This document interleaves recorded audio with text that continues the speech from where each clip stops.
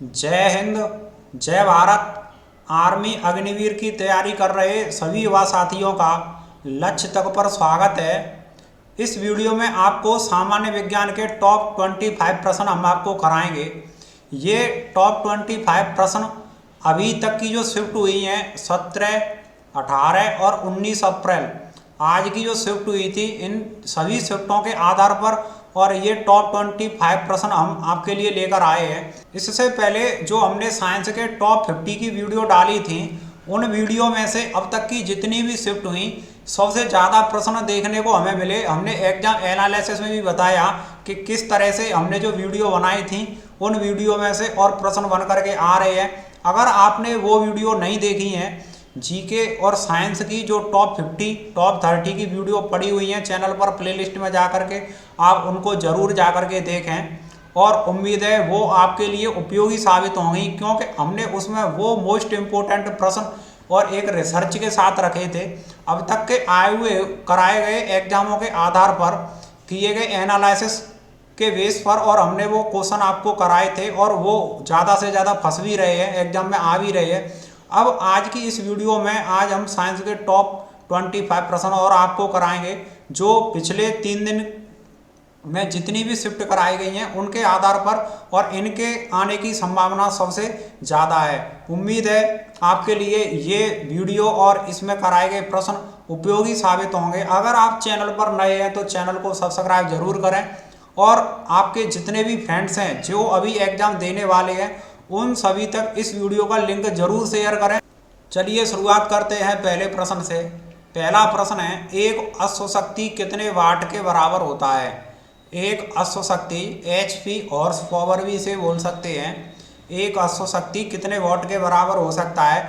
अगर आप पहले प्रश्न को करके देखें, ऑप्शन आपके सामने लगे हुए हैं, आप किसी नोटबुक में नोट कर लें कि आपके कितने प्रश्नों के उत्तर सही जा रहे हैं। और वीडियो के एंड में जो 25 प्रश्न हम पूरे कर चुके होंगे, लास्ट में कमेंट करके ज़रूर बताएं कि आपने कितने प्रश्न सही किए और आपने कितने गलत किए, आपका स्कोर क्या रहा। इसी आधार पर उम्मीद है आप अपनी तैयारी को और बेहतर कर सकेंगे। और वीडियो को जो हमारे चैनल पर पड़ी हुई हैं आप उनको एक बार ज़रूर देख लीजिए। तो चलिए इस प्रश्न को हम कराते हैं। एक अश्वशक्ति कितने वाट के बराबर होता है? एक अश्वशक्ति कितने वाट के बराबर होता है? इसका उत्तर होगा ऑप्शन नंबर ए, 740 वाट के बराबर होता है। एक हॉर्स पावर में जो वाट होते हैं वो 740 होते हैं। इसका उत्तर ऑप्शन नंबर ए होगा। अगला प्रश्न है, पृष्ठ तनाव का मात्रक क्या है? पृष्ठ तनाव का मात्रक क्या है? इसका उत्तर होगा ऑप्शन नंबर सी, न्यूटन प्रति मीटर। पृष्ठ तनाव का मात्रक होता है न्यूटन प्रति मीटर होता है। ऑप्शन नंबर सी इसका उत्तर होगा। चलिए अगला प्रश्न है, निम्न में से कौन सी गैस जहरीली है? जो ऑप्शन आपको दिखाई दे रहे हैं इनमें से सबसे जहरीली गैस कौन सी है? कौन सी गैस है जो जहरीली है? तो इसका उत्तर होगा option number C, carbon monoxide. वैसे जो कार्बन डाइऑक्साइड है और भी गैस जहरीली होती हैं। ऑक्सीजन तो प्राणवायु है, ये तो हमें जीवन देती है। इसमें सबसे गहरीली गैस पूछी गई तो सबसे गहरीली जो गैस होगी वो कार्बन मोनोऑक्साइड होती है। इसे आप याद कर लें, नोट कर लिया करो, स्क्रीनशॉट ले लिया करो, या फिर वीडियो को आप बार बार देख सकते हैं। एग्जाम देने से पहले कई बार जरूर देखें जिससे आपको प्रश्न लर्न हो जाए, रिवाइज हो जाए। तो सबसे गैस जो जहरीली है वो इसका उत्तर होगा कार्बन मोनोऑक्साइड, ऑप्शन नंबर सी।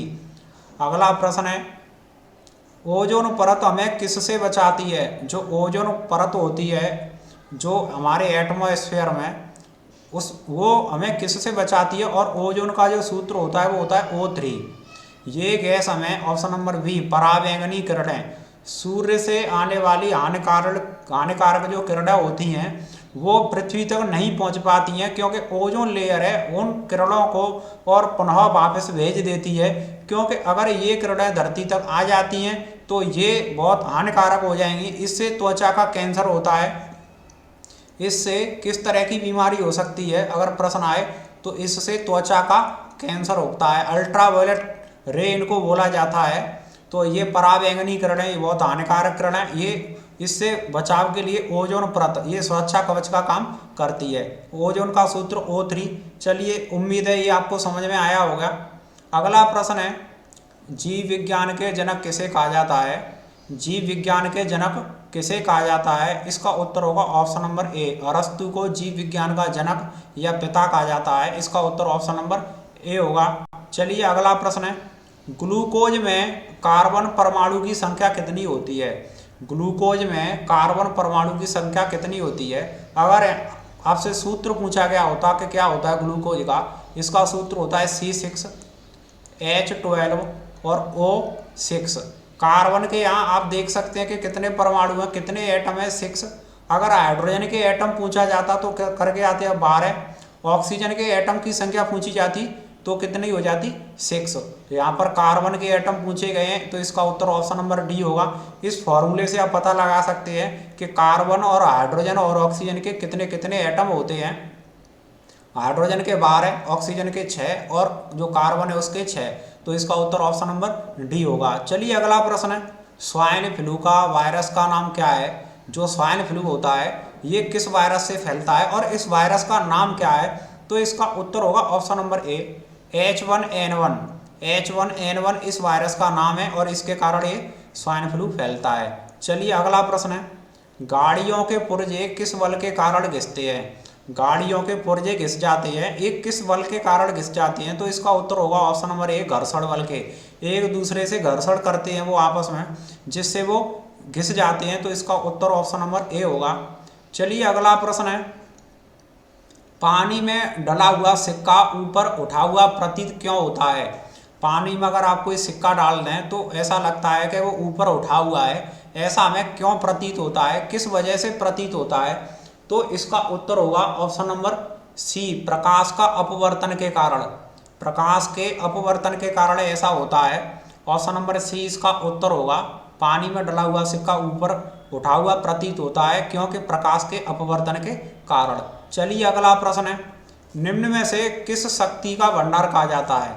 निम्न में से किसे शक्ति का भंडार कहा जाता है? पावर हाउस के नाम से जिसे जाना जाता है वो है ऑप्शन नंबर ए, माइटोकॉन्ड्रिया।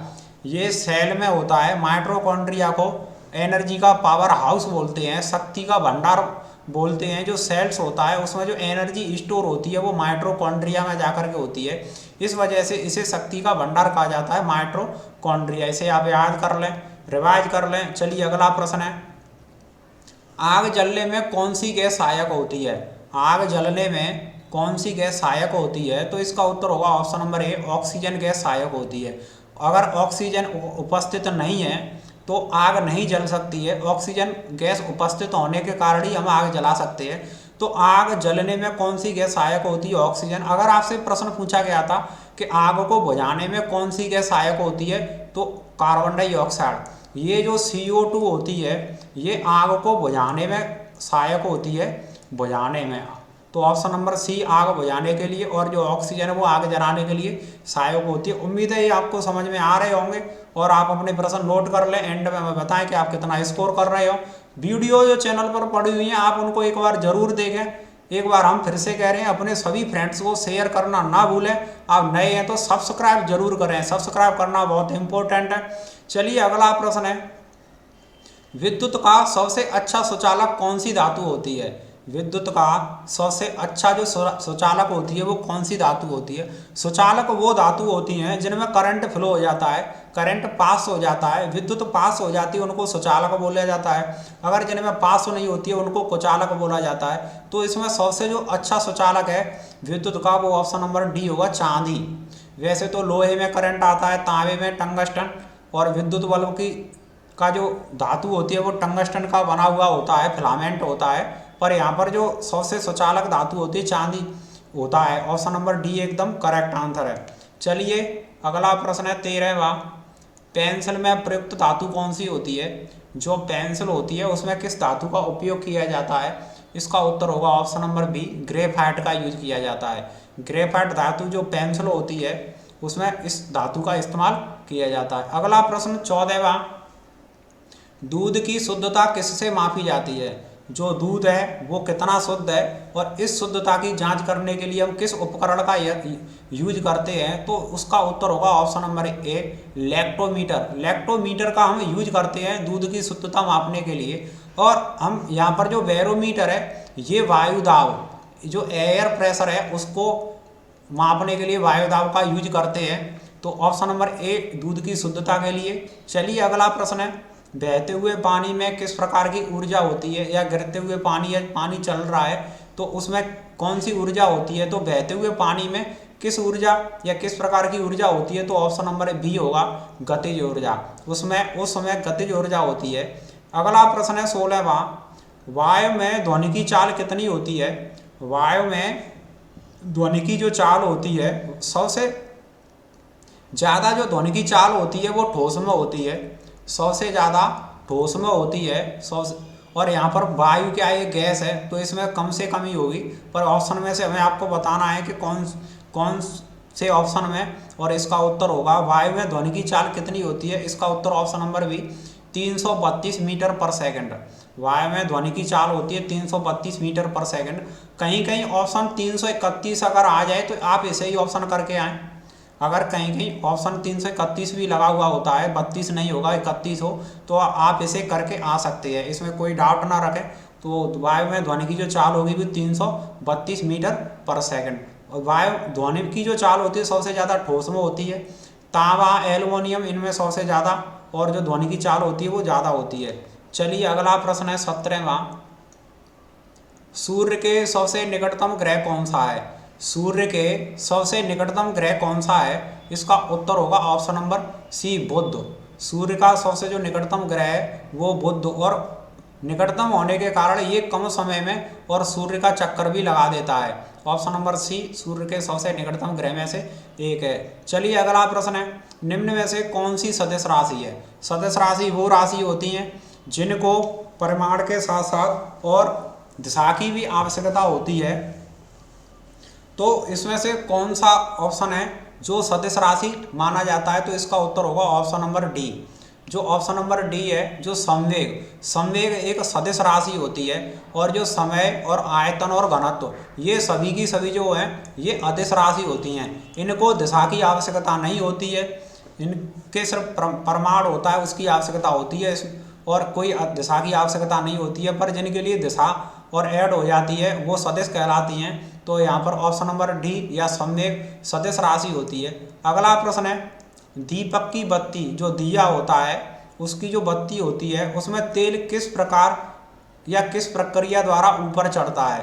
दीपक की बत्ती में तेल किस प्रक्रिया के द्वारा ऊपर चढ़ता है। तो इसका उत्तर होगा ऑप्शन नंबर सी केशकत्व की प्रक्रिया के द्वारा। इस प्रक्रिया के द्वारा दीपक की बत्ती में तेल ऊपर चढ़ता है। अगला प्रश्न है, आरबीसी का जीवन काल होता है। आरबीसी का जो रेड ब्लड सेल होते हैं इनका जीवन काल कितना होता है, रेड ब्लड सेल। तो इसका उत्तर होगा ऑप्शन नंबर सी 120 दिन का होता है। आरबीसी का जीवन काल 120 दिन का होता है। अगला प्रश्न है 21वां, ट्रैकोमा रोग शरीर के किस अंग से संबंधित है। ट्रैकोमा रोग शरीर के किस अंग से संबंधित है। इसका उत्तर होगा ऑप्शन नंबर बी आंख से संबंधित है। मोतिया बिंदु आंख से संबंधित है, इसे ट्रैकोमा भी बोल सकते हैं। तो ट्रैकोमा किससे संबंधित है, और आंख से। शरीर के किस अंग से संबंधित है, आंख से। उम्मीद है आपको समझ में आ रहे होंगे। नए हैं तो सब्सक्राइब जरूर करें। बहुत सारे हमारे युवा साथी हैं जो वीडियो को देखकर चले जाते हैं पर सब्सक्राइब नहीं करते हैं। आप ऐसा ना करें, वीडियो को देखें, हम आपके लिए और उपयोगी साबित होने वाली वीडियो बनाएंगे। टॉप कंटेंट के साथ, पूरा रिसर्च एनालिसिस के साथ आपको प्रश्नों को कराएंगे, और वो आपके लिए बहुत उपयोगी साबित होंगे। जो आपने सपना देख रखा है वर्दी का वो जरूर पूरा होगा। पर आप सिर्फ सब्सक्राइब तो कर लीजिए, और सभी फ्रेंड्स को शेयर भी जरूर कर दिया करो, इतना तो बनता है साथियों। तो अगला प्रश्न है 22वां, निम्न में से वसा में घुलनशील विटामिन कौन सा है। जो वसा में घुल जाता है वो कौन सा विटामिन है। इसका उत्तर होगा ऑप्शन नंबर सी ए। जो जल है, जल में घुलनशील विटामिन की अगर हम बात करें तो जो विटामिन बी और सी होते हैं ये जल में घुल जाते हैं। जल में घुलनशील विटामिन होते हैं बी और सी। अगर वहीं हम बात करें वसा की, वसा में vitamin A, vitamin D, vitamin E और विटामिन के, ये चारों के चारों जो विटामिन है वो वसा में घुलनशील होते हैं, और बी और सी है वो जल में घुलनशील होते हैं। इनमें से पूछा गया कि कौन सा है, तो ऑप्शन नंबर ए वसा में घुलनशील विटामिन होगा। अगला प्रश्न है 23वां, मानव रक्त में प्लाज्मा कितना होता है। जो रक्त होता है ब्लड, उसमें कितने % प्लाज्मा होता है। इसका उत्तर होगा ऑप्शन नंबर डी 55% होता है। लगभग में जो प्लाज्मा होता है वो 55% के करीब होता है, इसे आप याद रखें। अगला प्रश्न 24वां है, मछली कैसे सांस लेती है? मछली कैसे सांस लेती है? इसका उत्तर होगा ऑप्शन नंबर सी, गलफड़े। कहीं कहीं ऑप्शन होता है गिल लिख करके आता है, गिल को ही गलफड़े बोलते हैं इंग्लिश में।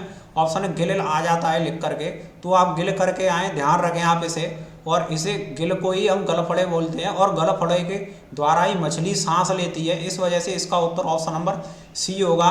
चलिए अगला प्रश्न है 25वां, निम्न में से हंसाने वाली गैस कौन सी है? ऐसी कौन सी गैस है जिससे अगर आप और हंसते ही रहेंगे तो वो कौन सी गैस है जो हंसाने वाली है? इसका उत्तर होगा नाइट्रस ऑक्साइड N2O।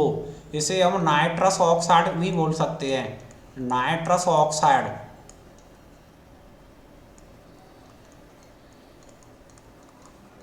ये नाइट्रस ऑक्साइड होती है, ये हंसाने वाली गैस होती है। यहाँ पर कार्बन डाइऑक्साइड और ये हीलियम और H2O ये गैस नहीं होती हैं। ऑप्शन नंबर ए इसका एकदम करेक्ट आंसर है। उम्मीद है ये प्रश्न आपको समझ में आए होंगे और आपके कितने प्रश्न सही गए हैं, कितने गलत, या कितना स्कोर किया है आपने, हमें कमेंट करके ज़रूर बताएं। अपना स्कोर हमसे ज़रूर शेयर करें, कमेंट ज़रूर करें और बताएं कि ये वीडियो और इसमें जो प्रश्न कराए गए हैं जब आप एग्ज़ाम देने जाएंगे तो उसमें ज़रूर बन करके आएंगे।